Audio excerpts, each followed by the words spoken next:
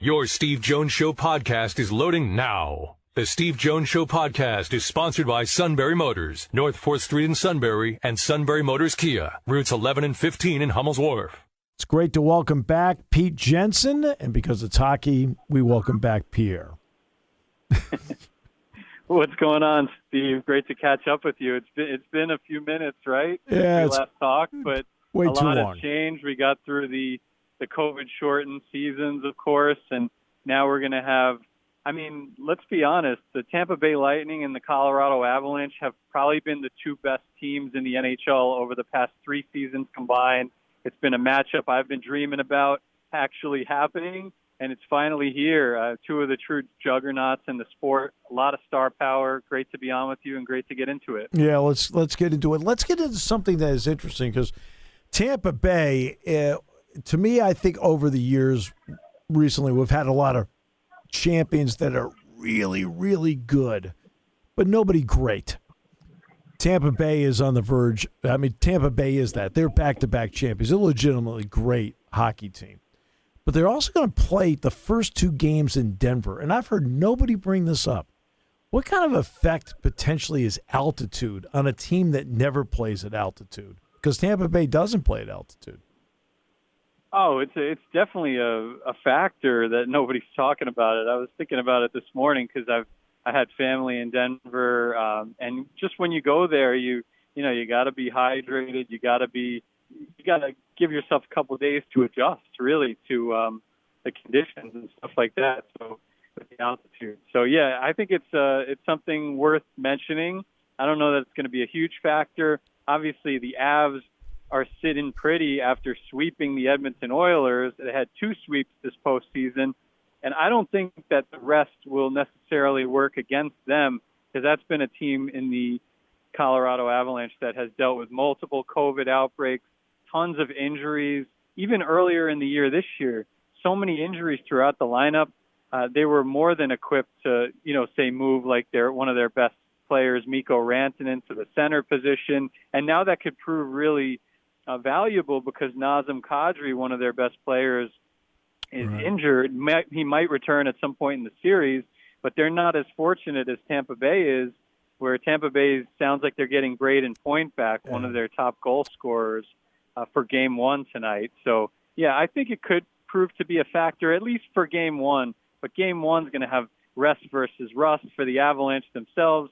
Of course, the Rangers Lightning series just wrapped up over the weekend, so maybe Tampa's juices will be flowing a little bit more than Colorado's, but it should be a tight one. Very unpredictable as always in the Stanley Cup playoffs. Yeah, Braden Point did work on the power play with Tampa Bay in practice the other day. It sounds like he's going to play, and there's very few players currently that, especially if it goes to overtime, he's the guy you pick to score that overtime goal. What does his addition mean to Tampa, to the firepower they already have? It's huge. I mean, they went 9-2, the Lightning, without Braden Point. How they did it with lesser depth than previous postseasons. Of course, their whole third line from the previous 2 postseasons is not on the team anymore. They swept the Florida Panthers without Braden Point, so they're extremely difficult. They won 4 straight games against the Rangers after the Rangers had them on the ropes, right? After the first 2 games of the series, won 4 straight games without Braden Point. And you mentioned it. I mean, that's a great observation.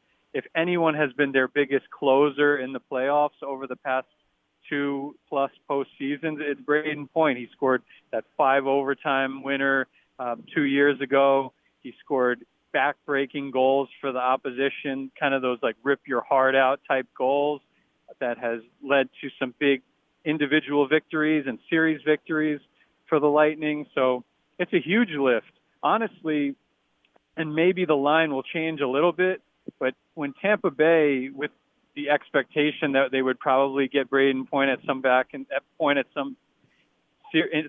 in this series back in the lineup, like they're big underdogs, and I just don't quite understand it because I feel like this series is very close to a toss-up. For every McKinnon, you have Kucherov and Point. And Stamkos. For every Cale Makar, you have a Victor Hedman. And then, of course, the goalie matchup I think, a big advantage for the Lightning with Vasilevsky. So I think it's closer than the odds suggest. Yeah, I was about to mention the Vasilevsky factor because I realized that part of this is Colorado has faced more firepower in the West. I mean, Edmonton has firepower. Right. No getting around it. But it looks like at least on paper that Tampa has a huge advantage with Vasilevsky in net. What do you think? No doubt. I mean, the first round for the Avs when they swept the Predators, they didn't even face Nashville's top goalie. They were facing the second and third stringers. UC Saros, had faced him, that's an elite goalie, but they missed out, and that was a good thing for them. Jordan Binnington was red hot, but then he got injured for the Blues in the series in the second round against the Avs, so they kind of got off easy a little bit there too. And then third round, they were playing against Mike Smith, who's a decent goalie, but 40 years old. I mean, that was a cakewalk for them. So they haven't faced anybody close in the playoffs to this point to Vasilevsky, who just beat Shesterkin from the Rangers and kind of reaffirmed his status as the best goalie in the league. So that's a big matchup discrepancy, like you mentioned. All right. So I was doing basketball in the Mullins Center back in November at UMass. And not only do they have the national championship banner up there, they also have a banner for Cale Makar up there. Nice. A Hobie Baker Award winner and so forth. All right. What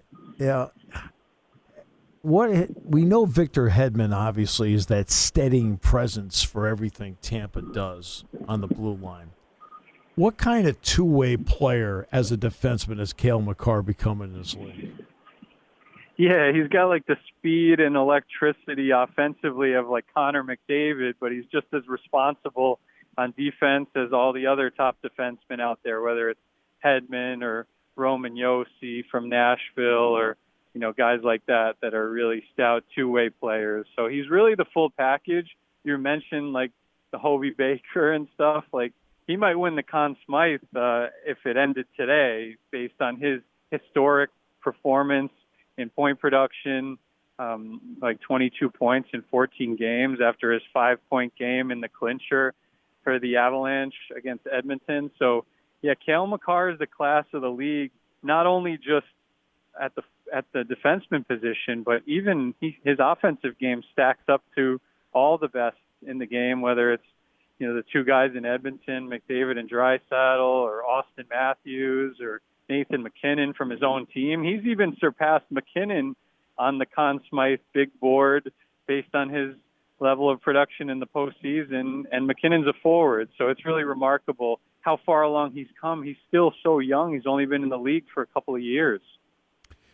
Because they play out west, and look, I mean, I'll watch games, but they don't, for example, for the fans around here, they don't play the Penguins that often. Right. For the uninitiated, tell us about Nathan McKinnon's game, because I think this is a special talent that is an absolute star. Oh, yeah. I mean, he's been a stud in the playoffs this year, and not even that many people are talking about him because of Makar's outburst and how well McDavid and Draisaitl were producing for Edmonton. But he's scoring nearly a goal per game in the playoffs with 11 and 14 games. He's a shots-on-goal machine. For anybody looking at, props and stuff out there, his shots-on-goal props are usually sometimes double what a normal player's props are because he's got 80-something shots in, less than 20 games for the Avalanche. So it's been amazing to see his career progression. He's not the captain of the Avalanche. He's not the highest-paid player on the Avalanche, but he's a super talented player that stacks up to any other player around the league. We've had McDavid versus McKinnon debates before for fantasy, and it usually sides with McDavid, but he's right there in that conversation. And he comes from the same area of Canada that Sidney Crosby's from, and there are a lot of parallels to Crosby's game that he has shown in his development over the years too. So again, end to end, he's just as good as McDavid is in terms of bursts of speed, coast to coast goals. We've seen some of them this postseason already. going to be really fun to watch him. He's the most explosive forward in this series. So, and maybe if he blows up here, he could, get the Conn Smythe if the Avs win. But again, him going up against Vasilevsky, that's a big matchup because he kind of dictates the style of play on every single shift that he steps onto the ice. How important will be the power play for each team? Yeah, I think the power play for Tampa has bailed them out a lot in recent years and recent series. We see, that one crucial game against the Rangers in Game 3 when they were at home.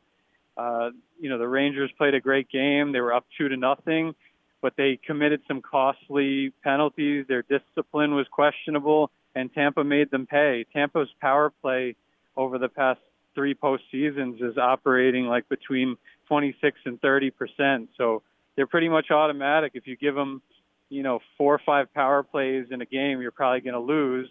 And then the Avalanche on the other side have 2 great power play units that can match them pound for pound. So it's going to be a lot of fun to see these two teams, especially. I really hope as a fan that we get to see not only Braden Point, but also Nazem Kadri, who brings like that physical element to the Avalanche.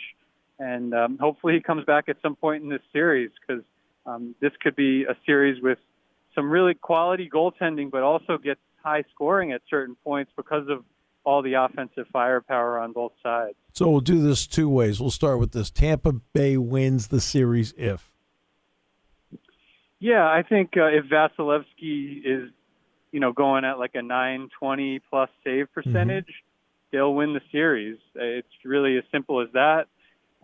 They have their big 5 healthy now that Point is back. So they got Stamkos and Hedman and Kucherov, who leads the playoffs in points over the past 3 postseasons combined. Steven Stamkos really coming alive lately. Yeah.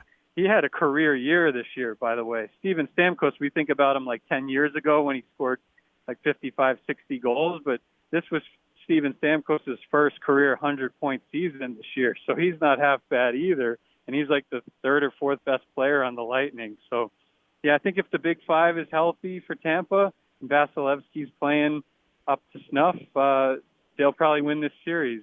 Vasilevsky in the first round against the Toronto Maple Leafs was very shaky, but they just couldn't finish. They couldn't finish him off, with that final goal in Game 6 or 7. That's the biggest problem is like Tampa's so good with John Cooper and his adjustments that it's just so no team out there has been able to actually finish them off and slay the beast. So until somebody does it, I think they're still the team to beat out there, and they got the star power to do it. When the Rangers won the first 2 games, that was the first time in years that Tampa had lost back-to-back games in the playoffs. Years. That is stunning. It is. Tampa Bay has now won 11 consecutive series. Think about that. They've won 11 consecutive series. Now, let's flip it. Colorado wins the Stanley Cup if? So, yeah, I think they might need Kadri to come back at some point. They're going to need their depth guys to really step up to the plate and deliver, whether it's Lehkonen, which they acquired him at the trade deadline, guys like Nichushkin, JT Compher that have come to play in big ways. At different points in the playoffs, they're going to need consistency from the bottom 6 forwards because, like I said, Tampa's great third line from recent years, Barclay Goodrow, Yanni Gord, Blake Coleman, they're all gone. And that's been a storyline all season. And all season I've been kind of saying, is Tampa capable of going on a deep run with lesser depth, with all the hockey they've played? Yes, they are, and they did make another deep run to the Cup Final here. But could it eventually come back to haunt them or catch up to them? Yes, and that's why my preseason prediction, which looks really good right now, it was Avalanche over Lightning. That was my justification for not having the Lightning three-peating because of that weakness in the bottom 6. Now, some of these guys on Tampa Bay have exceeded expectations.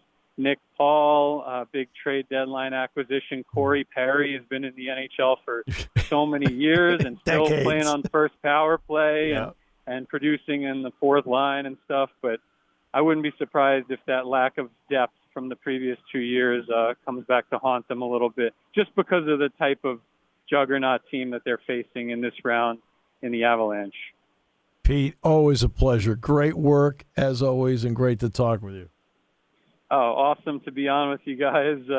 Great memories from my time at Penn State, no doubt, and great to see it become such a hockey town over the past decade, right since I left. Go figure. Yeah, as soon as you left, we'll build an arena. All right. Pete, thank you. Thanks, Steve. Enjoy the Cup Final tonight, ABC. It'll be a great scene.